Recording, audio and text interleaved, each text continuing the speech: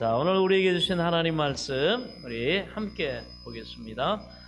계속해서 로마서 3장 오늘은 19절부터 26절까지의 말씀입니다. 오늘은 그리스도 예수 안에 있는 구속으로 라는 제목으로 함께 본문의 말씀을 가지고 은혜를 나누도록 하겠습니다. 로마서 3장 19절부터 26절까지 한 절씩 교독하겠습니다. 우리가 알거니와 무릇 율법이 말하는 바는 율법 아래 있는 자들에게 말하는 것이니 이는 모든 입을 막고 온 세상으로 하나님의 심판 아래 있게 하려 함이라.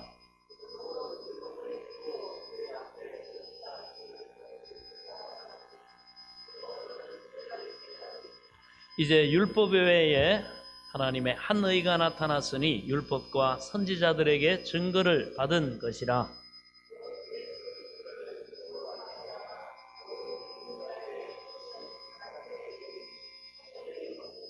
모든 사람이 죄를 범하였음에 하나님의 영광에 이르지 못하더니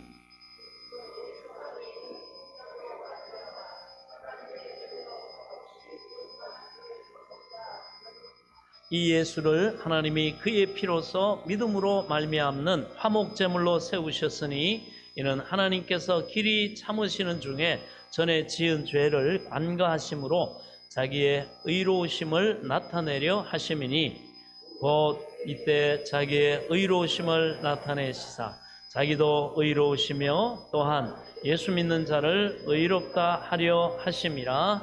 아멘. 하나님 감사합니다. 오늘도 주시는 말씀이 우리에게 생명의 지식과 지혜와 복과 하나님의 영광을 나타내기에 부족함이 없도록 겸손히 들을 귀와 깨달을 영을 주의 성령께서 도와 주옵소서.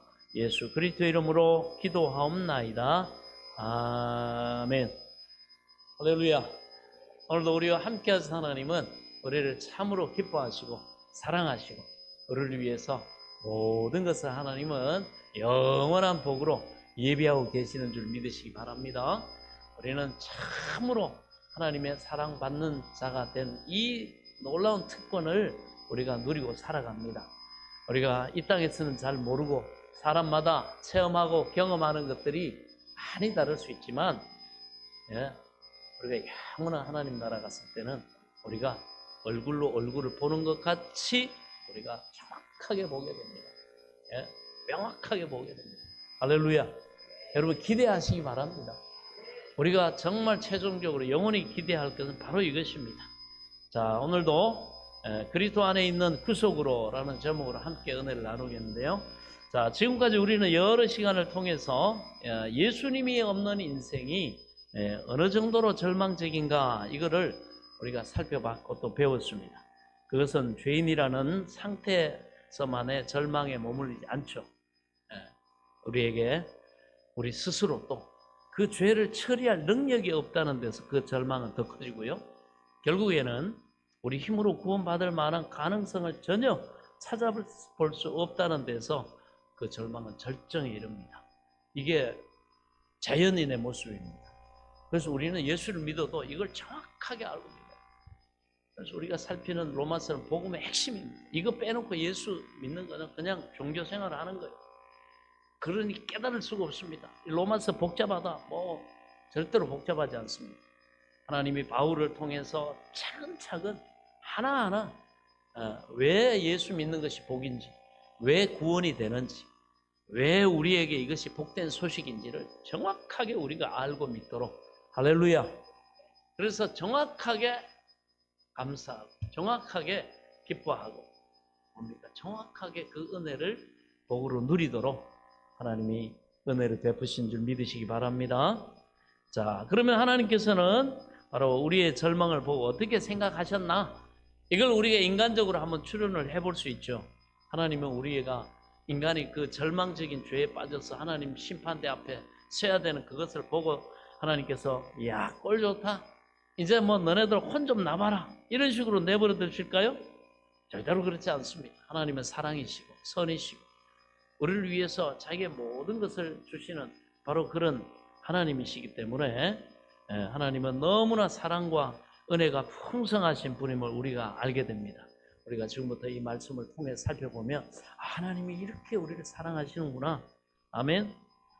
그래서 하나님께서 에스겔 선지자가 하나님의 부름을 받고 하나님께서 이 진리를 알게 해주십니다. 그러면서 에스겔서 18장에 보면 이렇게 나옵니다. 하나님이 이렇게 말씀을 합니다. 내가 어찌 악인이 죽는 것을 조금민들 기뻐하겠느냐. 이렇게 하나님이 에스겔에게, 하나님의 음성을 듣는 에스겔에게 반문을 하시면서 죄에 빠진 인간을 구원하시려고 하나님은 밤낮을 가리지 않고 일하신 하나님을 우리가 보게 된다는 겁니다. 로마서를 보면 그 하나님이 어떻게 일하셨는가가 지금 우리에게 보여지는 거예요. 여러분, 부모가 자기를 위해서 헌신하고 수고하고 지금까지 어떻게 왔는가, 이걸 모르면요, 자녀들이 관심이 없으면요, 뭐라고 합니까? 자기한테 조금만 부족하고 좀 그러면 아빠가 해준 게 뭐가 있다고 나를 말이야 꿀밤을 주냐고, 엄마가 나한테 해준 게 뭐가 있냐고 이렇게 얘기한단 말이죠. 야, 그럼 설명해 줘야 됩니다, 자녀들은. 엄마는 아빠에 대해 설명해야 되고 아빠는 엄마에 대해 설명해야 돼. 야, 무슨 소리 하고 있냐, 너 지금. 너 지금 입고 있는 속옷, 그 옷, 그 외투, 너 그리고 따뜻하게 자는 집, 이거 공짜인 줄 알아? 네가 학교 가는 거, 네가 지금까지 뒷바라지한 거, 아빠가 저렇게 이 비 오는데도, 이 눈 오는데도, 저 추위에도 애를 쓰고 땀을 흘리고 고생하고, 때로는 상사들은 욕도 먹고 그러면서 그거 다 참아가면서 이렇게 열심히 아빠가 이렇게 해서 이렇게 한 거야. 이놈의 자식이 어디 감사할 줄도 모르고 이게 당연한 줄 알아? 야, 낳자마자 무책임하게 버림받는 애들이 얼마나 많은지 아냐? 그래서 엄마 아빠가 부족하지만 최선을 다해서 너희한테 해줄 수 있는 건 해주고, 능력 밖에 있는 건 안타깝지만 내가 나름대로 그래도 아빠는 최선을 다했다. 그런 아빠한테 어떻게 이놈의 자식이 말이야, 네가 한번 생각해봐. 생각해보면 맞거든. 그죠? 맞아요. 사람은 생각하게끔 해줘야 돼요. 애들은 뭐라도 당연하게 여기면 안 됩니다. 아빠는 엄마에 대해서 뭐라 그래? 이놈의 자식이 머리 굵었다고 힘 세졌다고 어디 엄마한테 함부로 그렇게 행동하고 말이야. 너 엄마 치겠다? 이놈의 자식이 말이야. 내가 지금까지 지켜보니까 널 위해서 엄마가 얼마나 너 가지려고 오랫동안 몸 관리하고 그렇게 하고 기도하고 그래가지고 하나님이 태음으로 열어주셔서 널 이렇게 낳고 하는데 10달 동안 헛구역질하고 말이지. 이러면서 엄마가 너를 아끼고 보호하고 그 몸매 말이야 다 빼앗겨가면서 그렇게 해가지고 낳았지. 너는 잠도 없었어 이놈아. 울긴 왜 그렇게 우는지 밤낮으로 그냥 젖 먹이고 똥 치워주고 기저귀 갈아주고 진자리 마른 자리 이렇게 해가지고 이렇게 키우고 이렇게 했는데 그게 거저된 줄 알아? 그 감사는 못할 망정. 해준 게 뭐가 있냐고? 그러면서 설명해 줘야 되잖아요. 그럼 가만히 있다가 어떻게 합니까? 눈물 뚝뚝 흘리면서 생각해 보니까 맞거든. 아, 그렇구나. 근데 눈앞에 있는 뭐 좀 안 해줬다고, 옆집 애보다 뭐 부모가 좀 덜 사줬다고, 여러분 그걸로 여러분 죄스럽게 생각하면 안 됩니다. 부모들은요 자랑스럽게 생각해야 돼요. 나름대로 여러분 최선을 다했잖아요. 그죠? 우리가 능력이 좀 부족하고 한 건 어쩔 수 없지. 하나님이 내가 지금 타고날 때 가지고 있는 그건데, 그러나 이렇게 보면 우리 아빠들 다 상황만 되면 뭐 더 해주려고 그러죠. 그런데 말이죠, 그걸 비교하면서 그렇게 말하는 아니라는 걸 설명을 해주는 거예요. 예? 설명을 해주고 이렇게 희생하고 이렇게 헌신하고 이렇게 했다. 여러분 알아야 됩니다. 옆집에서 좀 더 해주고 덜 해주고 나는 더 덜 해주고 못 해주고 이 가치가 아니에요. 여러분 자녀들이 이 땅에 태어나고 하는 그 모든 과정 속에 여러분이 했던 그 수고, 여러분 그것도 귀하게 여겨야 됩니다. 자랑스럽게 여기시기 바랍니다. 자녀들한테 여러분 당당하세요. 당당해야 됩니다. 그거 가르쳐줘야 돼요. 그렇다고 해서 자녀한테 너무 짐이 되는 것도 그건 아니지만 그래도 자녀들이 고마워하고 감사하고 그렇게 할 줄 알아야 될 거 아닙니까? 내가 이렇게 가진 것도 없고 이렇게 잘난 것도 없고 머리도 좋지 않아 가지고 너한들한테 이렇게 한 건 없지만 내가 그래도 나름대로 최선을 다했다. 자랑스러워 하시기 바랍니다. 여러분, 자녀들은요 부모의 그 죄의식을 파고듭니다. 금방 알아요. 우리 엄마가 우리 아빠가 나한테 미안해 하는구나, 더 못해준 거에 대해서 아주 그렇게 생각하는구나. 그러면 여러분 매운망덕한 짓 합니다. 예? 그거 내버려 두면 안 됩니다. 단호하게 설명을 해주고 알려주면 지 스스로도 뉘우치고 내가 큰 잘못했구나, 이렇게 큰 은혜와 사랑을 내가 입었고 부모님이 엄마가 아빠가 날 위해서 지금도 그렇게 하고 지금까지 이렇게 왔는데 내가 진짜 생각이 짧고 내가 정말 목소리로 내가 잘못 생각했고 회개하고 뉘우치고, 그죠? 그 감사할 수 있게 말해줘야 됩니다. 그렇지 않고 비교식 속에서 그렇게 미안해하고 죄스러워하고 나름대로 너 최선을 다해서 이렇게 해줬고 지금도 그런 마음 변함이 없다. 그러나 네 인생은 또 네가 살아야 되니까 또 이 어려운 가운데서도 봐라, 네가 열심히 수고하고 성실하게 미래를 준비해야 하는 거 알겠지? 이러면서 그럼 설명해 주면 오히려 부모의 좀 연약함이나 좀 부족함은요 오히려 그 자녀들을 성장시키는 기회가 되고, 그래 우리 엄마 아빠는 그래도 최선을 다하고 이렇게 했으니까 참 고생했구나, 나도 열심히 살아가지고 이렇게 부모님 기대에 부응하도록 내가 힘쓰고 애써야겠구나. 맞습니까? 틀립니까? 그걸 설명해 줘야 됩니다. 근데 그거는 그냥 당연하다고 부모부터 생각하고 지혜가 부족해가지고 못해준 거 눈에 드러나는 몇 가지 못해줬다고 막 죄책감 느끼고 막 아파하고 미안해하고 그러면 안 된다는 거예요. 우리는 가르칠 건 가르치고 여러분 해야 됩니다. 하나님도 그러시잖아요. 내가 왜 너 예수 믿고 교회 왔는데 이렇고 저렇고 너 불만이 많고 이렇다마는 네가 바로 알아야 된다. 네가 예수 믿는 너한테 내가 어떤 은혜를 베풀고 내가 어떤 일을 했는지 네가 알아야 될 거 아니냐. 그 주면 하나님이 설명해 주시는 거예요. 지금 설명 받아야 됩니다. 관심 가져야 돼요. 그래야 말이지 하나님이 이미 아들까지 주시고 다 주셨고 미래까지 천국까지 다 주셨다 그런데도 불구하고 뭐가 있는지를 몰라가지고 예수 믿으면 다 잘 되고 내 뜻대로 하나님이 다 해주시고 해야 되는데 왜 이렇게 나는 힘들고 어렵고 이러고 저러고 원망 불평하고 이런 사람들 많아요. 자기가 받은 은혜가 뭔지를 몰라서 그래요. 우리는 정직하게 하나님이 바울을 통해서 이 로마서에 설명한 내용을 통해 듣고는 하나님 앞에 정말 진심으로 감사하고 정말 귀하게 여기고 그리고 잘 잃지 않도록 여러분 우리는 이것을 믿음을 잘 유지하고 살아야 됩니다. 이것이 로마서의 목적이에요. 자, 그래서 하나님께서는 말씀합니다. 나는 죄인이 그렇게 악인이 죽는 거 조금도 기뻐하지 않는다. 오히려 그들을 구원하시기 위해서 하나님은 밤낮 없이 일하신 하나님을 말씀하고 계십니다. 그래서 어떻게 보면 하나님 편에서는 참 고민이 생기겠죠. 하나님을 두고 고민하신다 만다 이렇게 하기 것은 맞지 않습니다. 하나님은 고민할 필요가 없어요. 지혜 자체이시기 때문에. 근데 우리 인간의 편에서 좀 이해할 수 있도록 풀이한 거예요. 그래서 인간을 그대로 내버려 두자니 너무 불쌍하고 구원하자니 길이 없고 그러니까 고민을 하신 것 같다는 바로 그런 얘기입니다. 제가 볼 때 하나님께서 두 가지 문제를 가지고 특별히 마음을 쓰셨다 생각이 들어요. 먼저는 사람을 구원할 수 있는 다른 길이 없을까 하는 문제였다고 봐요. 지금까지는 어떤 길을 하나님이 구약해 주셨냐 하면 율법을 행하면 산다 이거였어요. 다시 말해서 10계명을 위시해서 모세를 통해서 주신 그 계명들, 그 율법을 다 지켜야 그 지켰다는 확인을 받아야 구원에 이를 수 있다는 거죠. 그런데 수천 년을 인간에게 그런 하나님이 그 구원받을 수 있는 조건과 그 선민 이스라엘에게 문은 열어놨는데 수천 년 동안 이스라엘 백성들 하는 거 보니까 뭐예요?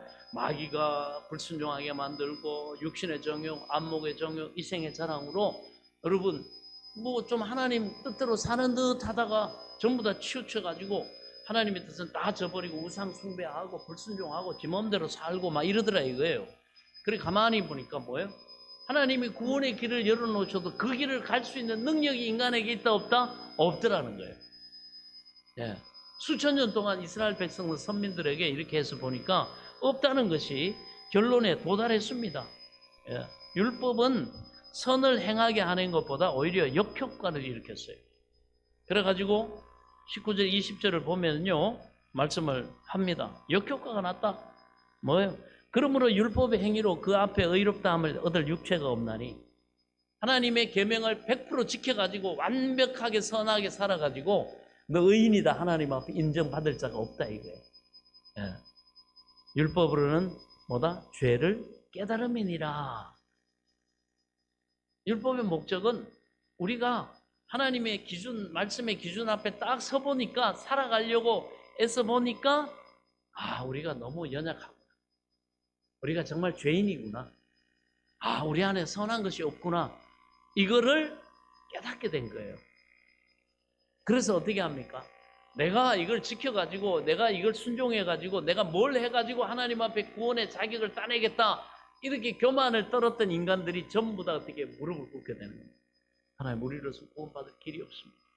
하나님 나는 여전히 죄인입니다. 하나님 나를 불쌍히 여겨 주옵소서. 그렇죠. 그러면서 21절에 보면 뭐라고 참 20절은 우리가 19절은 우리가 알거니와 무릇 율법이 말하는 바는 율법 아래 있는 자들에게 말하는 것이니 이는 모든 입을 막고 온 세상으로 하나님의 심판 아래 있게 하려 함이라. 그러니까 모든 인간이 스스로 의로워져 가지고 하나님의 심판을 피할 사람이 없더라 이거예요. 다 심판받을 수밖에 없는 그런 상태에 놓인 겁니다. 그래서 우리를 의롭게 하려고 주어진 이 율법이 거꾸로 율법이 우리를 큰 죄인으로 만들어 가지고 하나님 앞에 변명조차 못하도록 입을 막아버리고 말았다는 거예요. 율법을 알고 지키려고 애써 보니까 아니라는 걸 깨닫게 된 겁니다. 우리 애들도 그렇잖아요. 뭐 할 수 있다고 막 아빠 비켜봐 내가 할게. 야 넌 안 돼. 아빠가 그냥 해주는 거 그냥 먹으면 돼. 아니야 나도 할 거야. 그래서 고집부려 줬더니 망쳐놓는 그런 그거 봐. 아빠한테 맡겨. 이 얘기. 그래서 모든 소망을 빼앗겨버리고 하나님의 심판대 앞에 두말 못하고 끌려가도록 만들어버렸다는 거죠. 그래서 이 율법은 구약의 시대에 이건 바로 우리가 경험적으로 안 된다는 것. 우리는 하나님이 구원의 길을 열어놓으셔도 갈 능력이 없다는 것. 이걸 깨달은 거예요. 그래서 여러분 우리도 경험적으로 잘 알고 있지 않습니까? 우리가 율법을 가까이 하면 할수록 죄의식을 더 느끼게 됩니다. 하나님 뜻대로 말씀대로 살아가려고 애쓰고 막 하면 할수록 부족한 게 드러나요. 처음에는 막 믿음이 좋고 초신자 때는 막 충만하고 그냥 온전히 순종하고 온전히 선하고 온전히 막 그냥 하나님 앞에 기쁨이 될 것 같고 막 그런데 살다가 보면 어떻게 아니 내가 이렇게 믿음이 좋은 내가 이렇게 연약해가지고 실수하고 때로는 죄를 짓고 때로는 여러분 뭐 이런 여러 가지 자기 연약함을 당하잖아요. 뭐 모든 권 목사도 그렇고 여러분도 그렇고 다 마찬가지예요. 그러니까 뭘 하나님의 말씀에 100% 순종하고 선하게 살고 뭐 그런데 여러분 그게 안 되는 이유가 있잖아요. 이 땅 우리가 살아가는 환경은 이미 하나님으로부터 저주를 받았잖아요. 뜻대로 안 된다 이거예요. 그리고 우리 안에도 죄성이 그대로 있죠. 육신의 정욕, 안목의 정욕, 이생의 자랑, 교만 떨고 조금만 뭐가 되면 그냥 교만해가지고 그냥 천지를 찌르고 그 다음에 우리 안에는 뭐 온갖 욕망이 그죠. 환경만 되고 능력만 되면 그냥 죄로 달려가는 이런 이 본성의 이 타락함. 그 다음에 눈에 보이는 거 좋은 거 막 갖고 싶고 취하고 싶고 하는 이 탐심. 이게 있는데 마귀가 이걸 부추겨버리면 이제 뭐 자빠져 버려요. 자기 스스로는 안 돼. 한때 우리가 이렇게 신앙생활 초신자들 이렇게 보면 청년 때도 보면 너무 충만해가지고 늘 기도하고 말씀 가까이 하고 막 죄를 막 어우떡으로 하고 막 이렇게 할 때는 너무너무 이렇게 거룩하게 잘 살 것 같아요. 근데 하나님이 그것도요 성령을 쫙 부으셔가지고 붙잡으셔가지고 그렇게 살도록 하시기 때문에 맛본 거예요. 근데 이 성령을 의도적으로 하나님이 싹 충만하면 걷어가실 때가 있어요. 그럼 자기가 직접 부딪혀 보니까 이게 안 돼. 인간이 자기 뜻대로 안 돼. 거룩하게 살고 싶은 마음은 있는데, 그래서 나중에 우리가 살피겠지만 바울이 그걸 경험하고 뭐라고 하냐. 오라 나는 공고한 사람이로다. 이 사망의 몸에서 누가 나를 건져내랴. 원하는 것은 내게 있으나 행할 능력이 없도다. 이 지경까지 가니까 어떻게 해요? 이 지경까지 탁 가면서 사람들이 찾는 거예요. 어떻게 하지?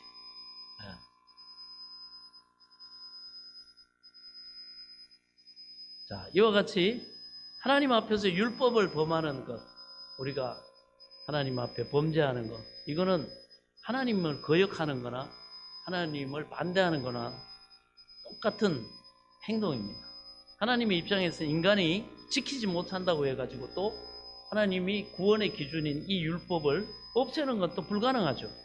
그거는 자신의 거룩을 포기하는 일이기 때문에, 하나님이 하나님 되시기를 포기하는 것과 같기 때문입니다. 그래서 하나님은 율법은 이 기준, 인간에게 구원을 주고 영생을 주고 하는 이 기준은 그대로 살려놓고 절망의 늪에 빠진 사람을 구원하는 다른 길이 없을까? 왜? 이스라엘을 통해서 해봤더니 다 실패했어요. 근데 하나님이 이미 실패할 거 알고 있었어요. 그러나 그 실패를 통해서 인간이 하나님 앞에 겸손하게 자기의 어떤 행위, 노력, 여러분 그런 수행을 가지고 안 된다는 거. 인간은 하나님이 아니고는 구원받을 수 없다는 철저한 자기의 어떤 그 한계를 깨닫게 하시는, 밑바닥을 보게 하시는 그런 하나님의 배려였다는 거죠. 예. 그래서 이 절 하나님이 그 시대적으로 볼 때 구약의 이 인간들을 스스로가 이 절망의 늪에 빠진 이 사람들을 구원하는 다른 길이 없을까 하는 것을 하나님이 생각하셨다는 말이죠. 오늘 본문의 내용을 쭉 통해서 우리가 인간적으로 이해하기 쉽게 설명을 하자면, 그래서 율법을 완전히 지키지는 못해도 구원할 수 있는 길을 하나님이 찾으신 거예요. 예. 그래서 또 하나님이 그 다음으로 고민스러워 하신 것이 있는데, 그러면 인간을 여러분 용서해주고 구원을 해줄 때 하나님은 뭐요?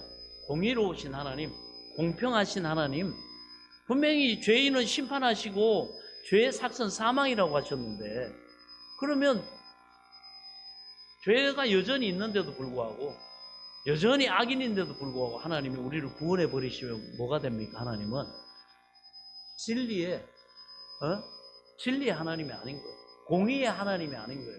정의로운 하나님이 아닌 거죠. 자기 마음대로 그냥 하는 하나님이란 말이죠. 이런 여러분 모순에 빠지게 된다는 겁니다. 그래서 하나님께서는 인간도 구원하시면서 죄인도 구원하시면서 또 뭐예요? 자기의 이 기준이 바뀌거나 이것이 부정되면 안 된다는 겁니다. 하나님의 그 기준이 바뀌거나 부정되거나 무시되면 안 된다는 거예요. 이게 여러분 앞뒤가 서로 다른 얘기인데 이게 어떻게 가능하냐? 그래가지고 25절 26절에 보면 이렇게 말합니다. 바로 이 예수를 하나님이 그의 피로써 믿음으로 말미암아 화목제물로 세우셨으니 이는 하나님이 길이 참으시는 중에 전에 지은 죄를 간과하심으로, 안 보심으로, 인정 안 하심으로 자기의 의로우심을 나타내려 하심이니라. 그러면서 이때 자기의 의로우심을 나타내사 자기도 의로우시며 또한 예수 믿는 자를 의롭게 하려 하심이라. 자, 하나님은 우리 죄를 고의로 못 본 채 하고 넘겨도 자신의 의로우심을 나타낼 수 있는 그 구원의 길을 찾아야 했다는 겁니다. 이것이 얼마나 어려운 일이겠습니까? 하나님 자신의 의로움도 증명해야 되고, 그 다음에 죄인인 우리도 의로운 자로 인정받을 수 있는 길이 없을까 고심하는 하나님, 이걸 우리가 한번 상상해 보라는 겁니다. 그래서 하나님은 전능하신 분이므로 우리를 쉽게 구원할 수 있지 않느냐, 여러분 이렇게 우리가 말할 수 있잖아요. 그런데 아닙니다. 왜? 하나님이 죄인을 구원하는 것은 가장 어려운 일이에요. 그것은 자신의 모든 지혜와 능력을 다 동원하지 않으면 할 수 없는 일이셨다는 거예요. 우리가 흔히 경험하는 일이죠. 자식이 무슨 나쁜 짓을 했을 때 그 잘못 무조건 덮어주고 용서한다는 것이 거룩하지 못한 우리의 입장에서도 얼마나 어려운 일입니까? 그렇게 했다가는 얘 앞으로 인생을 망칠 수가 있잖아요. 예. 그리고 뭐 죄를 지어도 아무 상관없네. 오히려 그 아버지의 용서가 그 자녀를 망쳐버린다는 겁니다. 하물며 거룩하시고 의로우신 하나님이 죄인을 무조건 용서하시고 의인으로 받으신다는 건 우리가 상상할 수 없을 정도로 어려운 일이에요. 이거는 정의에 어긋나는 겁니다. 하나님 말씀에 틀리는 거예요. 그래서 드디어 하나님은 이 두 가지 문제에 대해서 접촉되지 않는 새로운 구원의 길을 내놓으셨다. 우리는 쉽게 구원을 받을 수 있고 동시에 하나님은 자기 거룩이 전혀 손상이 가지 않는 새 길을 하나님이 내놓으신 겁니다. 할렐루야. 그게 뭡니까? 십자가입니다. 그래서 십자가는 하나님의 모든 지혜의 아주 총체라고 할 수가 있어요. 그래서 예수 그리스도를 믿는 믿음으로 구원을 받는 길입니다. 요 구원의 길이 21절에 나와 있어요. 이제는 율법 외에 하나님의 한 의가 나타났으니 이렇게 말합니다. 그래서 이 말씀 중에서 이제는 요 단어가 중요한데요. 요건 일종의 지금까지는 이랬는데 앞으로는 이런 전환의 뜻입니다. 바뀌는 거예요. 그래서 이전에는 율법을 지켜야 구원을 받는 길이 열려 있었는데 이제는 새 길이 열렸다는 말이에요. 다시 말하면 옛날에는 하나님 앞에 자기가 다 지키고 다 순종하고 완전히 거룩해가지고 그렇게 하나님 앞에 인정을 받을 때만 구원을 얻을 수 있었는데 그것이 불가능하기 때문에 이스라엘 백성들이 몇천 년 동안 해봐도 어떻게 해요? 불가능하더라. 그건 있을 수 없는 일이더라. 인간은 그렇게 할 능력이 안 되더라. 자, 그래서 하나님이 다른 길을 열어놓으셨다는 거예요. 이것은 하나님의 한 의, 곧 하나님이 우리에게 내놓으신 의의 길이다. 하나님과 바른 관계를 맺는 길이다. 하나님 앞에 의롭다 인정을 받는 길이다. 그래서 이건 율법 외에 한 의가 나타났다. 율법 외에. 이 말은요, 율법이 없어진다는 얘기가 아니에요. 율법의 하나님의 선한 기준에도 부합하고 그리고 일치하고 그 다음에 또 인간을 구원하는 그 선한 일도 이루어지고 할렐루야. 그래서 하나님의 이 지혜는 세상의 지혜가 아니에요.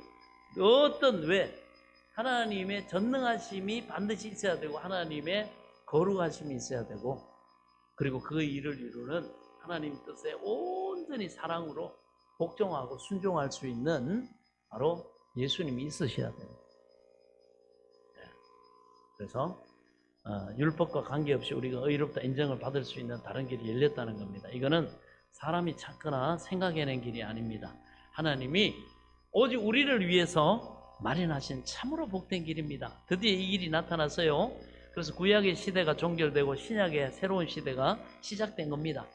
그리고 옛 약속 완전하게 의로움을 행해 네 스스로가 행해야 구원받는다는 이 자격을 얻어야 구원받는다는 요 구약의 시대가 옛날 약속이 폐하여졌고 그 다음에 새 언약 하나님의 은총을 입는 시대가 열렸어요. 새 언약 행하면 구원받는 율법의 시대에서 믿기만 하면 우리를 위해서 십자가에 죽으시고 부활하신 예수님을 나의 구주 하나님으로 믿기만 하면 구원받는 복음의 시대로 넘어온 겁니다. 그래서 우리는 새로운 이스라엘이 된 하나님의 자녀가 된 겁니다. 그래서 예수 믿고 구원받는 이 길은요, 구약 시대 성도들은 모호하게 알고 있었어요.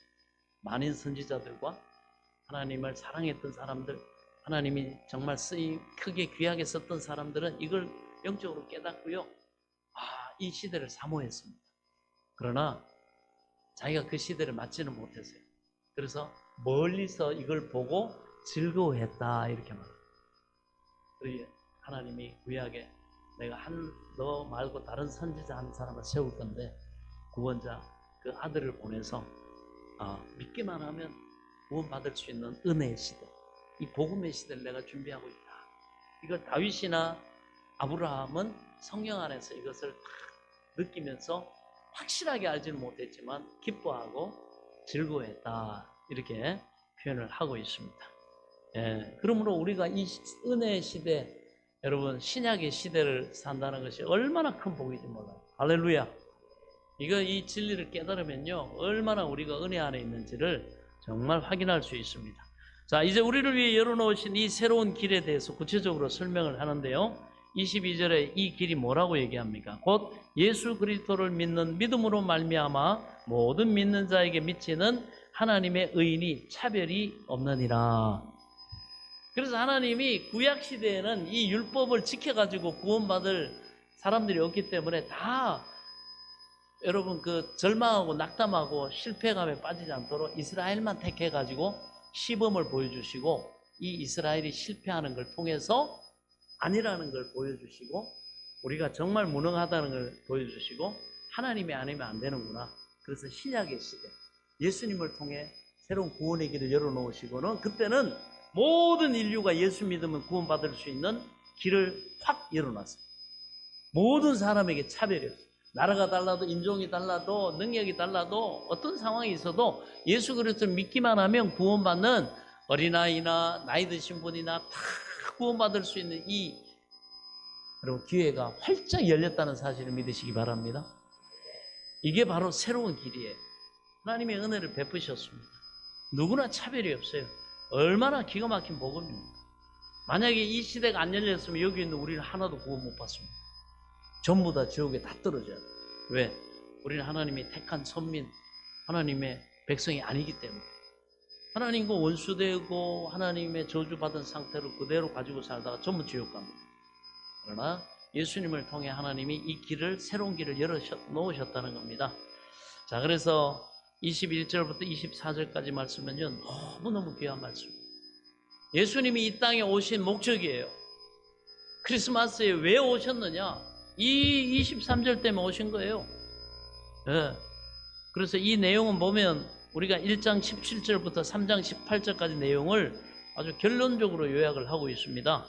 자, 한번 23절 한번 다시 한번 읽어볼까요? 자, 23절 시작. 모든 사람이 죄를 범하였음에 하나님의 영광에 이르지 못하더니. 자, 모든 사람이 죄를 지어가지고 하나님이 원하시는 영광을 잃어버리고 있다는 말입니다. 모든 사람이 죄를 범하였음에, 이거는 동사가 과거형이에요. 그래서 이건 뭘 얘기하나? 아담이 에덴 동산에서 선악과를 따먹고 불순종하고 죄를 짓고 타락해가지고 저주를 받던 바로 그때를 말하고 있습니다. 그가 죄를 지을 때 인간은 모두 죄인이 됐다는 거예요. 그리고 아담의 후손 우리는 다 태어났잖아요. 그래서 유전됩니다, 이 죄가. 다 모두가 태어날 때부터 죄인이고, 뭐요? 그 원죄라고 그러죠. 그 다음에 그 죄를 가지고 있기 때문에 원수 마귀가 에너지만 공급해주면 우리가 살아가면서 거짓말도 하고 도둑질도 하고 간음도 하고 막 별의별 죄를 다 짓게 되는 거죠. 형편과 능력과 상황만 되면 그게 자범죄입니다. 스스로가 충동기를 받아서 선택해갖고 짓는 죄. 자, 그래서 하나님은 우리가 상실한 이 영광의 이상의 회복을 주시려고 하는데, 그것이 구원이에요. 에덴 동산하고 더 똑같은 게 아니라 우리가 회복돼서 갈 영원한 천국, 하나님의 자녀로서 은혜를 누리는 건요, 에덴의 아담하고는 비교할 수 없는 엄청난 더 귀하고 복되고 여러 풍성한 구원임을 믿으시기 바랍니다. 그렇습니다. 이 일을 위해서 하나님께서는 정말 기가 막힌 방법을 쓰셨어요. 바로 25절입니다. 이 예수를 하나님이 그의 피로 인하여 믿음으로 말미암는 화목 제물로 세우셨으니, 이는 하나님께서 길이 참으시는 중에 전에 지은 죄를 간과하심으로 없애심으로 자기의 의로우심을 나타내려 함이니라. 무슨 의미입니까? 하나님은 그리스도 예수의 피를 제물로 삼으시고, 누구든지 예수를 믿으면 자기와 하나님과 화목할 수 있도록 하나님께서 하셨다는 거예요. 여기서 그 피는요, 십자가에서 못 박혀 희생당하신 예수님의 생명을 의미합니다. 예수님의 생명을 대가로 치르고 우리 생명을 샀다는 거예요. 동시에 하나님은 자기의 거룩함과 공의를 손상시키지 않고 죄인인 우리를 의인으로 받으실 근거를 마련하셨다. 할렐루야. 그래서 이 예수님의 죽으심에는, 십자가의 죽으심에는 세 가지의 그 은혜가 있어요. 먼저는 바로 예수님의 죽으심으로 우리 죄를 구속하신 은혜가 들어가 있어요. 그래서 24절에 보면 예수 그리스도 안에 있는 구속으로 말미암아. 구속은 무슨 의미냐? 옛날에 그 종이나 노예를 이렇게 사고 팔 때 그 노예를 값을 치르고 사가지고 자유를 주는 거, 대가를 치르고 자유를 주는 거, 그게 구속입니다. 직접 대가를 치러야 됩니다. 그것이 구속이에요. 우리도 뭡니까? 바로 하나님께서 대가를 예수님을 통해 치러 주셨다는 거예요.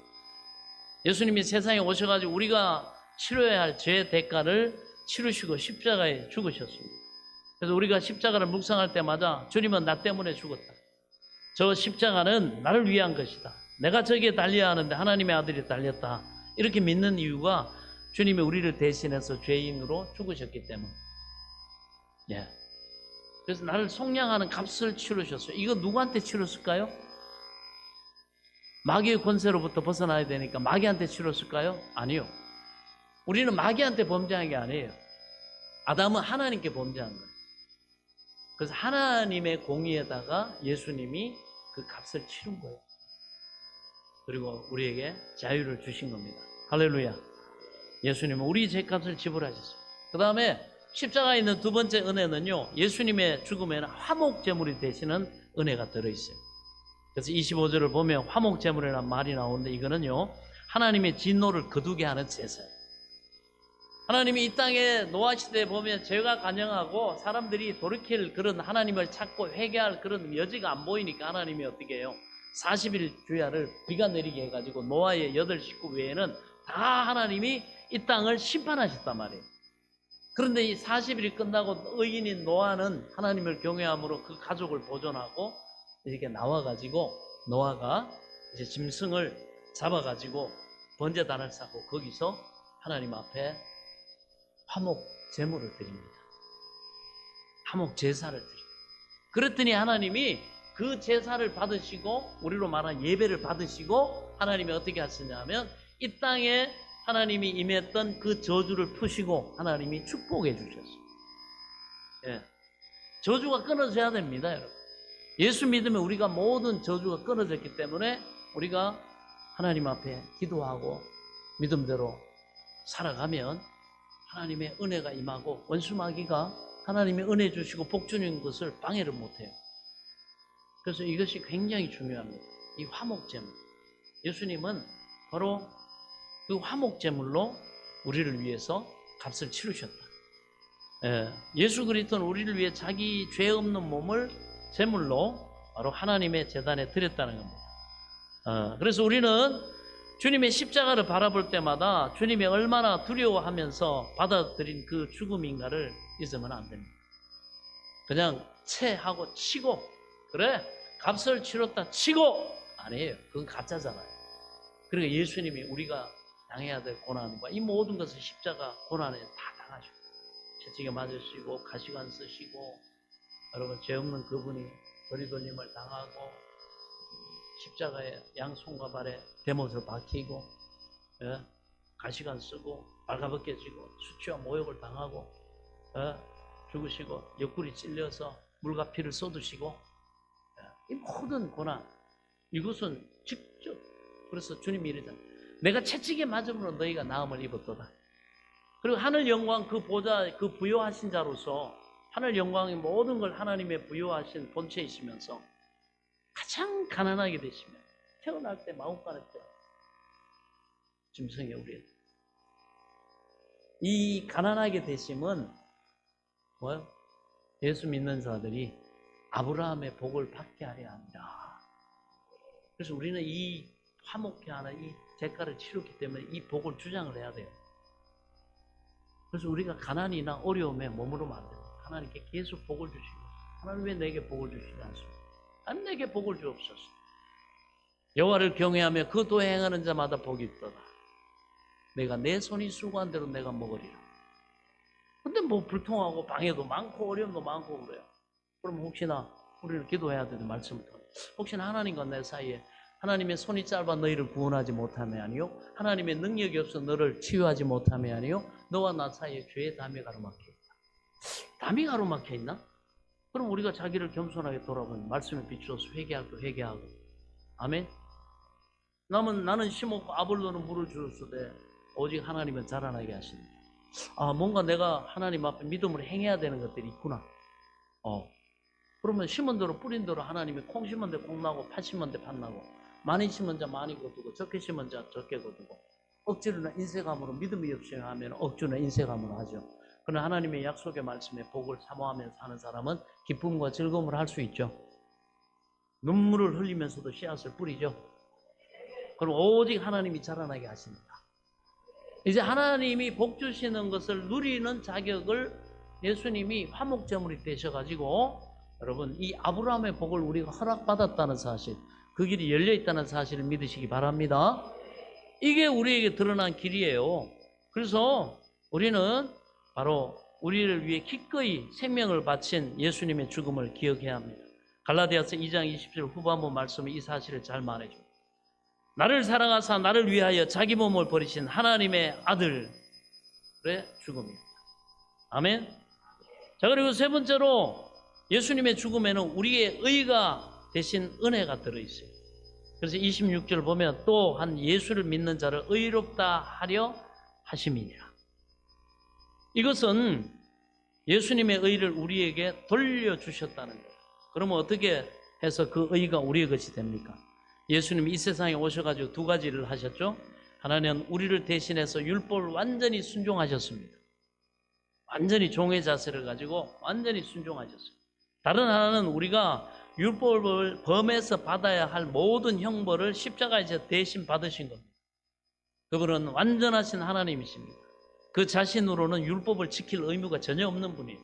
그럼에도 불구하고 예수님은 우리를 대신해서 율법이 요구하는 것을 다 충족시킨 다음에 마치 우리가 한 것처럼 자기의 의를 우리에게 돌려주셨습니다.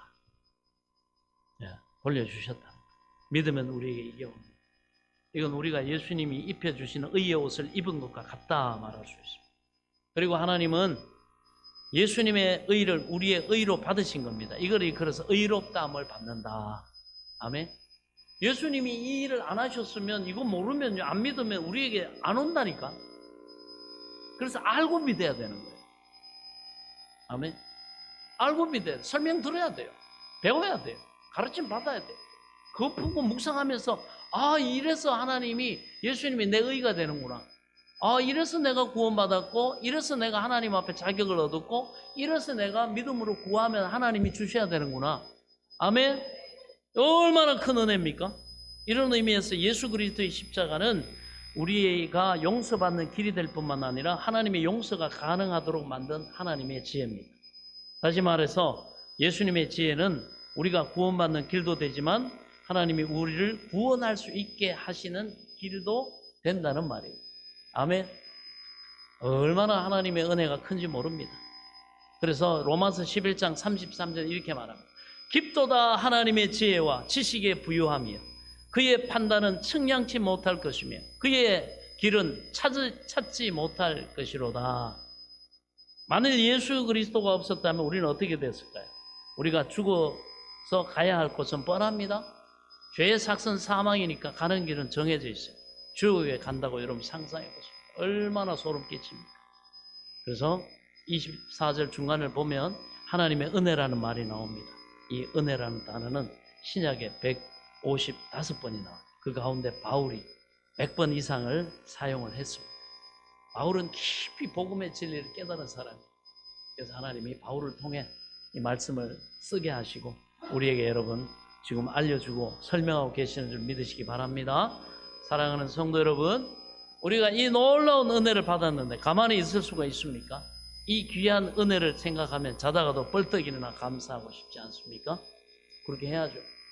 그러니 어찌 우리가 이 일을 위해서 이 땅에 오신 예수님의 탄생하신 성탄을 기뻐하지 않을 수 있고 즐거워하지 않을 수 있고 감사하지 않을 수 있고 잔치하지 않겠습니까? 부모님이 여러분 생신을 맞이해도 자녀들이 재롱을 떨고 그렇게 기뻐하고 즐거워하고 축하하고 생신 축하합니다 하지 않습니까? 여러분, 그런 기쁨으로 우리의 구주 되신 예수님의 오심을 기뻐하고 즐거워하고 감사하고 축하하는 여러분 성탄이 되시길 바랍니다. 24일 7시부터. 아멘. 여러분, 한 곡씩 뽑으세요. 하나님 앞에 어린아이처럼. 그래가지고 이번 주에 이제 그것도 준비하려고 그래. 반주는 우리가 뭐 가요나 뭐 이런 거 잘 못하잖아요. 그래가지고 그날은 24일 저녁에 같이 식사하고 선물도 준비해라. 우리 기쁨을 나눠야 됩니다. 아멘. 기쁨을 주고받아. 그리고 이게 저기 뭐요? 그 노래방 그 시스템 여기 탁 해놓고 그래가지고 애들 뭐 저기 막 그런 노래 못 들어봤는데 트로트 같은 거 어떻게 합니까? 우리 반주팀이 못해요. 그래가지고 번호만 눌리면 되겠고 마이크 2개에다가 그렇게 여러분 그날은 이런 어떤 의식이나 이걸 내려놓고 주님 안에서 뭐 우리가 배운 게 그거 표현하는 기쁨과 여러분 춤추고 노래하고 하는 것들이 뭐 지금까지 배운 게 아는 게 그거니까 그걸로 하세요. 그걸로 기뻐하고 즐거워하는 표현을 하고 하나님 안에서 우리 공동체가 기뻐하고 함께 먹고 또 선물도 나누고 또 이렇게 즐거워하고 그런 여러분 고백하는 시간 될 수 있기 바랍니다. 그래서 하나님 감사합니다. 우리가 정말 이 구원을 받은 자로서 알고 기뻐하고 즐거워하고 하나님 앞에 어린아이처럼 이렇게 기쁨을 표현하고 하나님 앞에 영광을 돌리게 하심을 감사합니다. 이런 메리 크리스마스가 될 수 있기를 축원합니다. 기도하겠습니다. 지금은 우리 주 예수 그리스도의 은혜와 하나님 아버지의 지극하신 사랑과 성령님의 감동 감화 교통 내조 충만하신 은혜의 역사가 나를 구원하신 그 하나님 앞에 기쁨과 감사로 경배하며 예배드리 사랑하는 성도들 머리머리 배우고 그들의 가정과 자녀들과 일터와 앞날 위에 소망하는 모든 것 위에 이제로부터 영원토록 함께 계실지어다. 아멘.